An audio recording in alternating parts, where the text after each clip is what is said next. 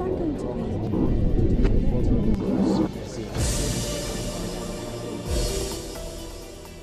Following the military takeover in Sudan on October 25th, led by General Abdel Fattah al-Burhan and the house arrest of Prime Minister Abdalla Hamdok, it took nearly a month of negotiations to reach a political agreement.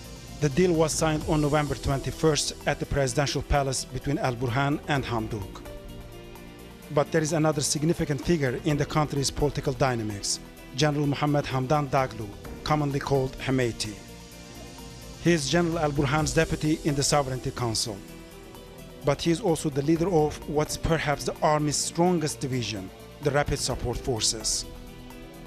I am Rasul Sardar in Khartoum. Although General Dagalo appears to play a role behind the scenes, many in Sudan and across the region consider him the most powerful figure in the country. But where does his power come from? And as he also mediates between the army and political parties, would he like to become the country's next president? The Deputy Chairman of the Sovereignty Council of Sudan, Mohamed Hamdan Dagalo, talks to Al Jazeera.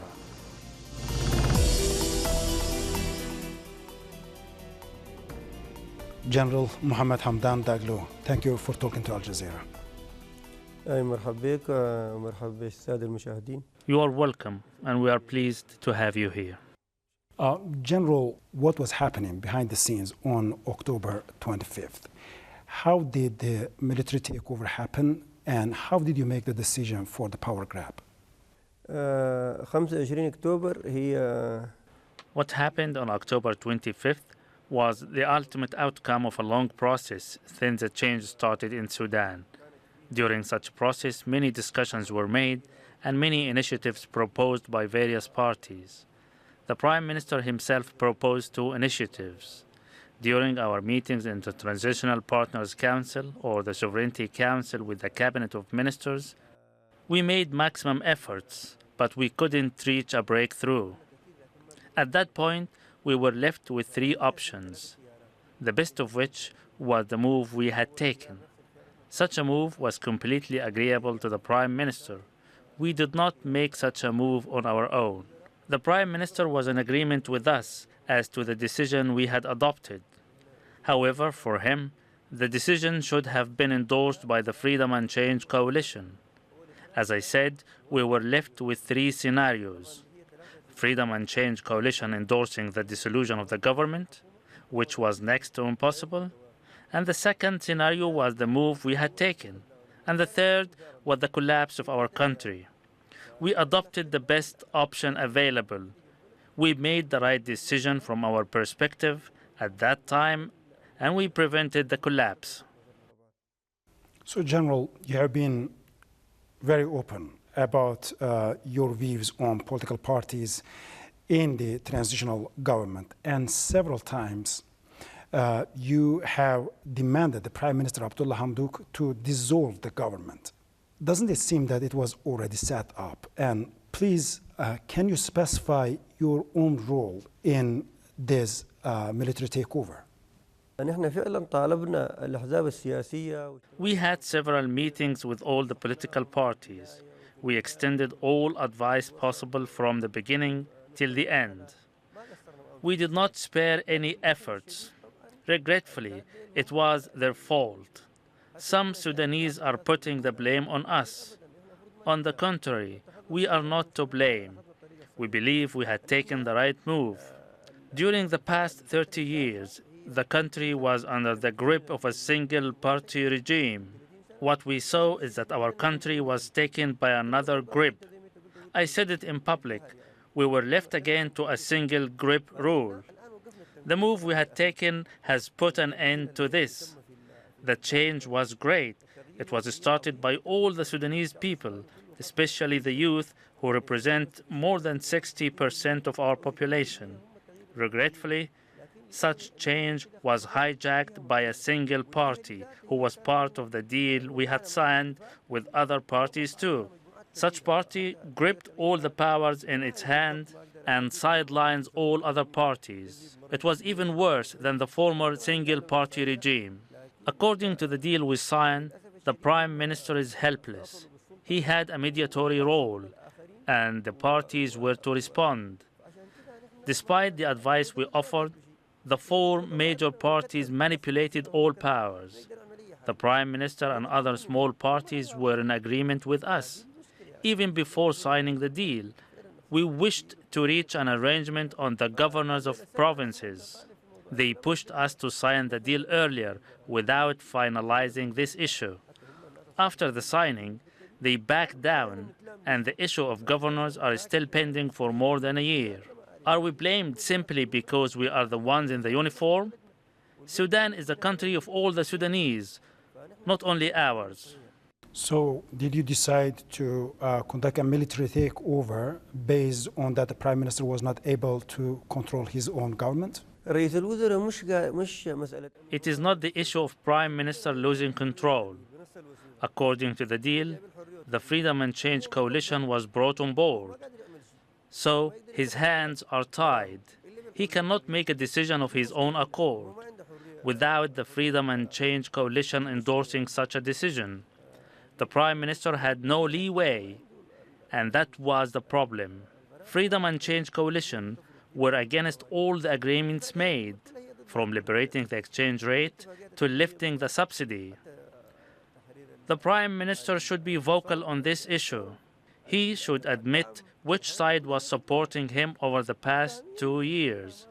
It was us. You repeatedly said that you are committed to the goals of the revolution, yet your forces are accused of participating in the killings of the protesters in front of the military headquarters in 2019. Have they been held accountable for what they have done? This is a good question. All I can say is there is a probe committee active on this issue, working on the investigations. Till date, the findings are not established yet. I cannot comment on the proceedings of an independent committee, and we hope the results are out soon. Considering the fact that you are so powerful in this country, do you believe that the committee could be fully independent? It is an independent committee, totally independent. So, General, your forces have also been accused of arresting politicians, detaining activists, and also oppressing protesters on the streets over the past month. Have your forces been involved in any killings of the civilians through the protests that took place last month? Listen, there is an organized campaign targeting the Rapid Support Forces. It aims at demonizing these forces. We cannot establish those behind this malicious campaign, but according to the law, the Rapid Support Forces are to support the regular authorities. They have no power to arrest or use force against protesters.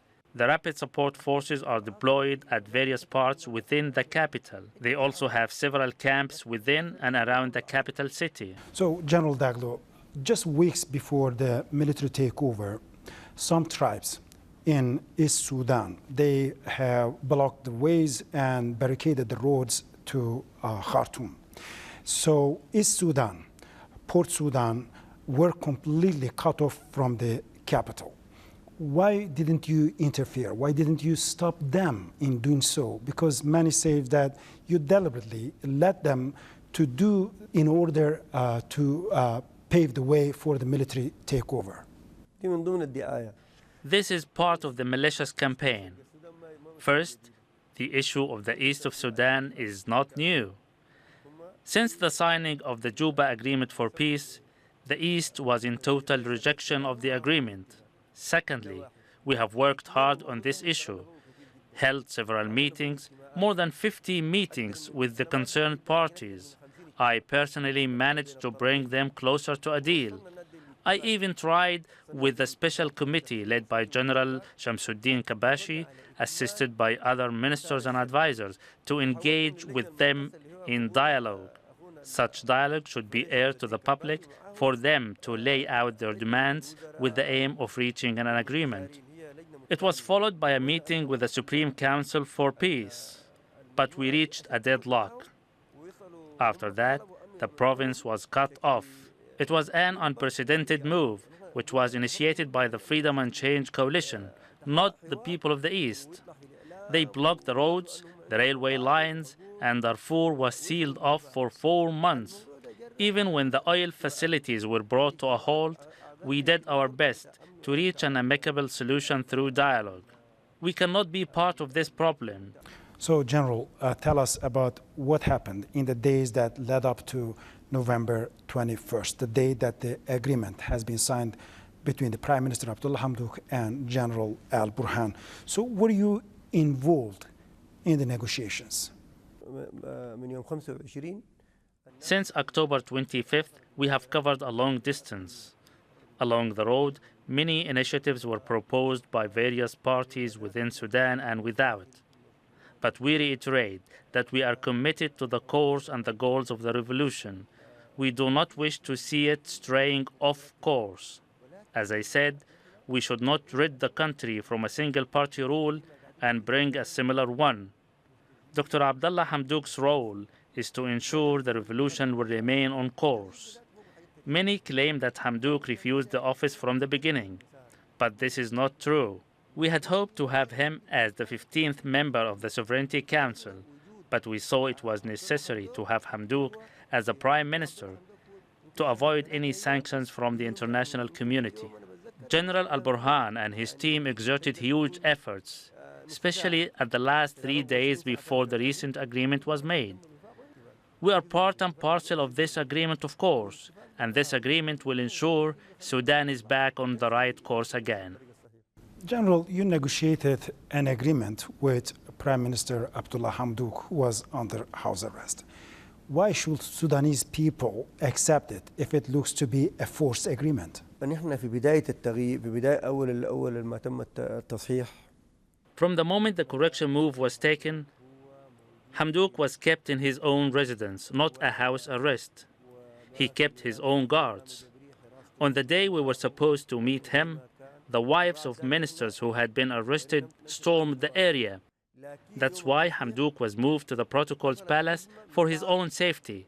After that, he returned to his residence. The following days were normal, but with cautious movements. He was being visited by delegates and other politicians.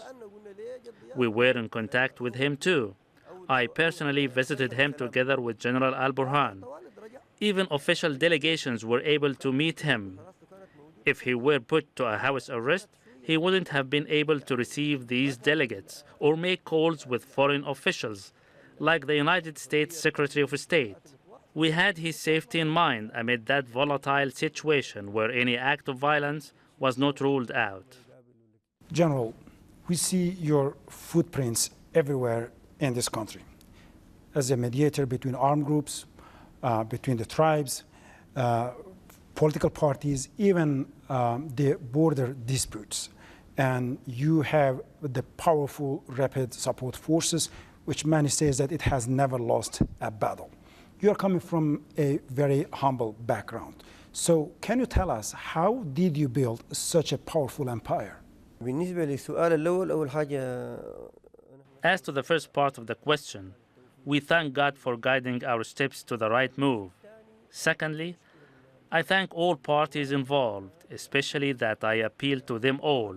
I thank them for accepting my mediation role.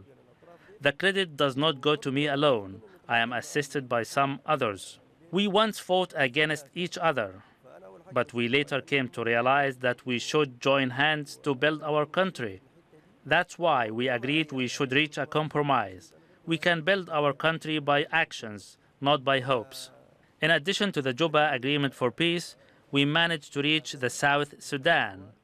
During the talks with armed groups, we managed to bring all views together, President Salva Kiir and opposition leader Riek Machar.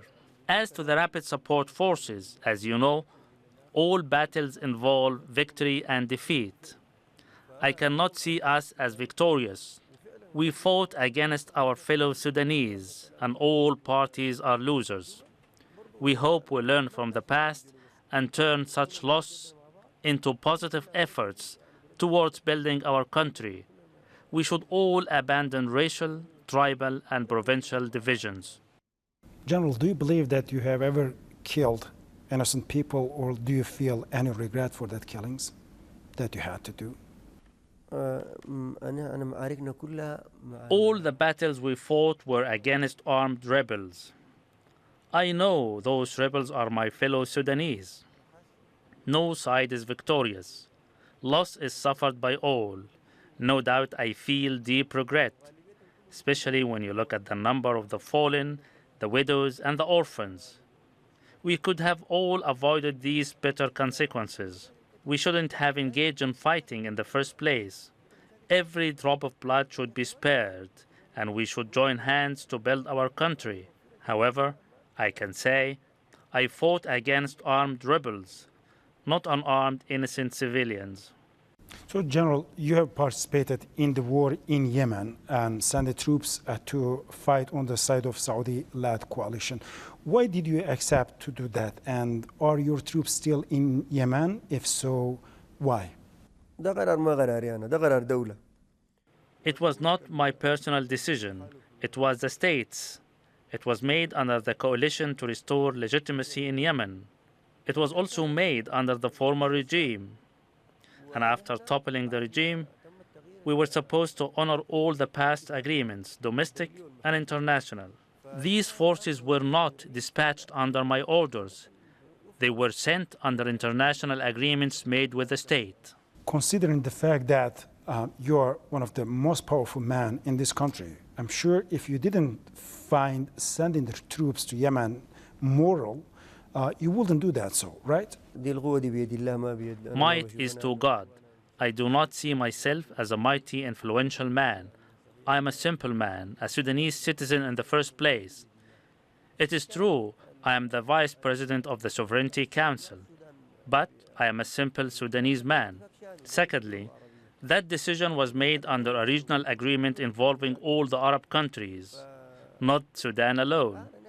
Almost all the Arab countries were part of it. Above all, our forces are not fighting inside Yemen now. They are inside the Saudi Arabian borders, fighting in defense of the two holy mosques. General, some say that your troops' salary is not being paid by the state. So how do you pay the salaries then, and where do you make that money from? This is also part of the malicious campaign aiming at demonizing the rapid support forces. How can I afford to pay those soldiers? These forces are part of the armed forces. Those soldiers, like any other regular force, are paid by the finance ministry. And you can verify this with the finance minister or his undersecretary. So do you confirm that your troops are not being financed by your own resources?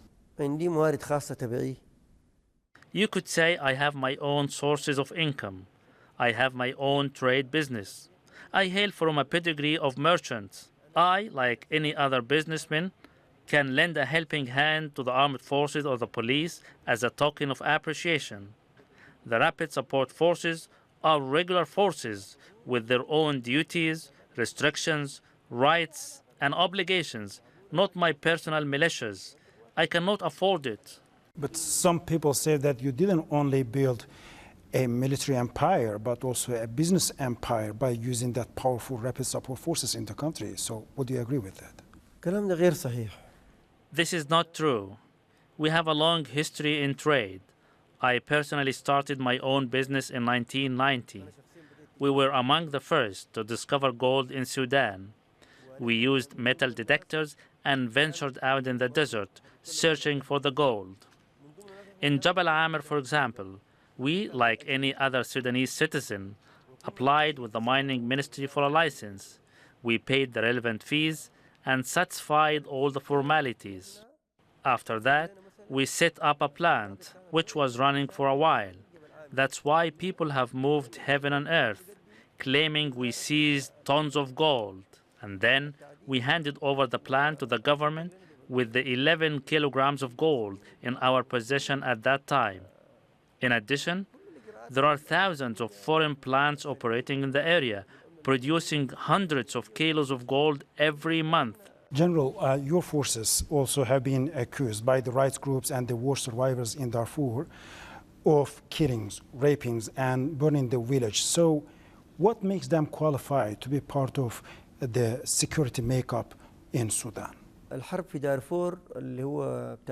war in Darfur and attacks on the villages was in 2003, while the Rapid Support Forces were formed in 2013. This is a living proof that we are targeted with the militia's propaganda. On the contrary, we were part of the solution in Darfur as we helped the displaced return home. Our forces are deployed across Darfur to maintain security.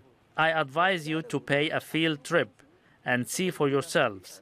You will see all the regular forces fulfilling their duties there, the armed forces, the police, and the rapid support forces.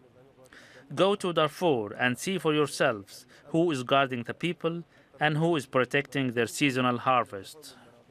So, General, why aren't your forces part of the army yet? They have their own uniforms, their own cars, their own bases, even their own commander-in-chief. But the head of the army says that you are one unit. So how is that? All the armies in the world have their own uniform. According to the law, we are part of the regular army. We are reporting to the chief commander of the armed forces. It is true. We answer to the chief commander of the armed forces. Adding to that, each branch of the armed forces have their own unique uniform. The special forces, the infantry, the naval and air forces. And this is a norm in all armies worldwide. But in reality, people say that your forces do not get the orders from the head of the army, but from you. This is not true. I am the commander of the Rapid Support Forces.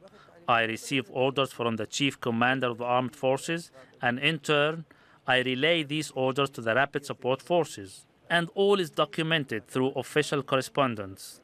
So, General, are you ready to integrate your forces into the army as part of the security sector reform? And if so, how will that happen? And most importantly, when? Reform is an ongoing process, and we are part of the army. But these rumors are circulated by people with agendas. The latest political agreement spoke about one unified national army, and reform will entail all the branches, the army and the rapid support forces, the police and security forces. We are marching ahead with reforms. In addition, the rapid support forces are not a unique phenomenon in Sudan. Many other countries have similar forces.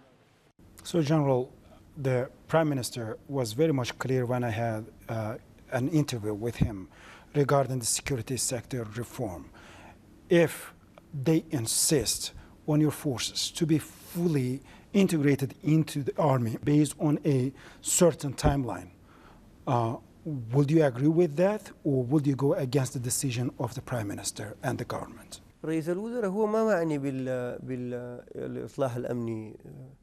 The Prime Minister is not concerned with reform to the security apparatus. He is responsible for certain duties under the transitional period. We are now concerned with the major 4 tasks: the economy, which means the livelihood of our people, security, peace, and elections.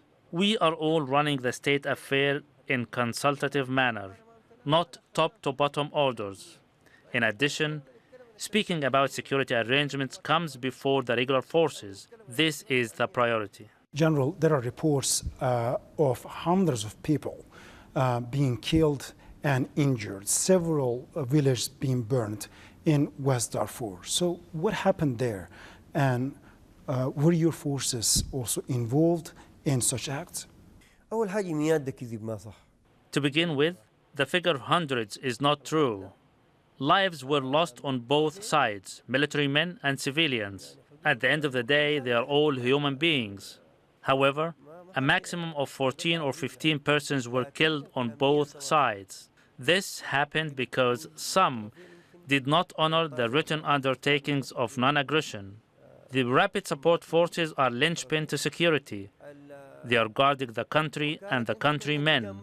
They are not part of any conflict.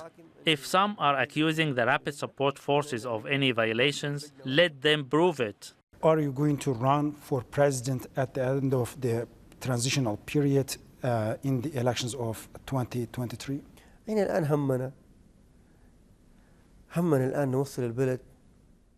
Our top priority now is to take our country to a safe shore, to see a true transition to democracy, not empty slogans, and to lead our people to free and transparent elections. We do not have any personal interests. We wish to brave through to safety. Especially, we are surrounded by many troubled countries, from Libya to Ethiopia. Our key concern is to cruise to safety.